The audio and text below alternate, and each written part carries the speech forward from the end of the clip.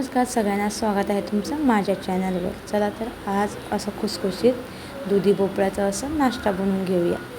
चला तर दुधीला मी सगळं सालं दुधीचं काढून घेत आहे। बघा व्यवस्थित असं सालं काढून घेत आहे। सालं काढल्यानंतर साईडमधला जो भाग आहे तो पण कट करून घ्यायचा आहे।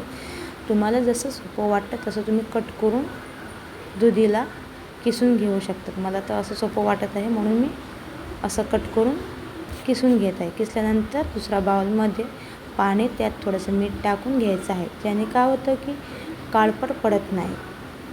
मग दुसऱ्या बाउलमध्ये 1 वाटी बेसन, 1 चमचा हळद, लाल तिखट, मीठ, पाणी घालून मिश्रण असं पातळ करून घ्यायचं आहे।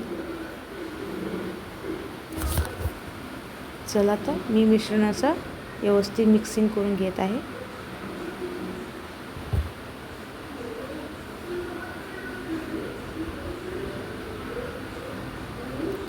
पातळ बघा झालेलं आहे व्यवस्थित माझं। मग हातावरती चोळून ओवा टाकून घ्यायचा आहे। मग मिक्सरच्या भांड्यामध्ये 2 हिरव्या मिरच्या, 10-12 लसणाच्या पाकळ्या, आलं तुकडं घालून एकदम दरदरीत असं वाटून घ्यायचं आहे। मग कढईमध्ये तेल टाकून थोडंसं 1 चमचा जिरे, 1 चमचा मोहरी, कुटलेले धने घालून फ्राय करून घ्यायचं आहे। फ्राय झाल्यानंतर किसलेलं जो आलं मिरची घातलं ते पण घालून घ्यायचं आहे। मग जो किसलेला किस आहे तो पण घालून परतून घ्यायचा आहे। चला तर परतून घेऊया आम्ही। परतून झाल्यानंतर जे आम्ही मिश्रण बनवलं होतं बेसनाचं ते पण घालून घेऊया। व्यवस्थित असं परतून घ्यायचं।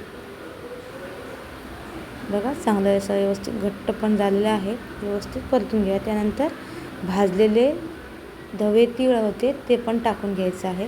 मी दाखवलं नाही व्हिडिओमध्ये, मी आधी ठेवलेले होते, मग टाकून घेतलेले आहे त्यात। मग बघा मी 5 मिनिट झाकून ठेवत आहे।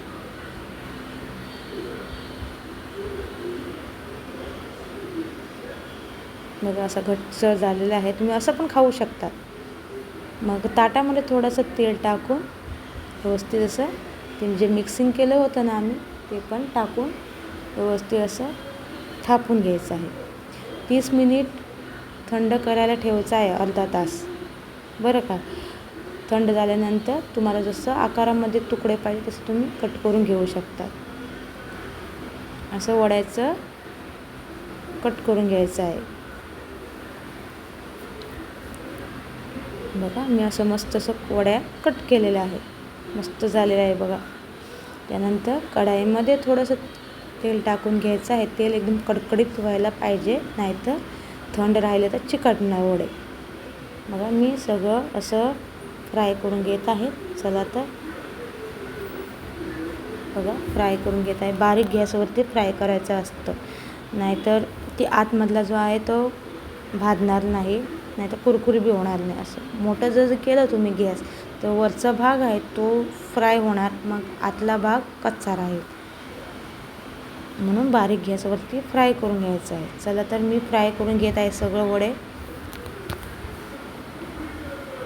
वडे म्हणजे फ्राय सगळं झालेले आहेत। तुम्हाला कसा वाटला माझा व्हिडिओ नक्की कमेंटमध्ये कळवा बरं का। आणि तुम्ही पण करून नाश्ता सकाळचा करू शकतात। बघा मी सगळं आता भाजून घेतले बघा, व्यवस्थित असं माझं फ्राय झालेलं आहे। आणि आता लास्ट मी तुमच्यासाठी सर्व करत आहे।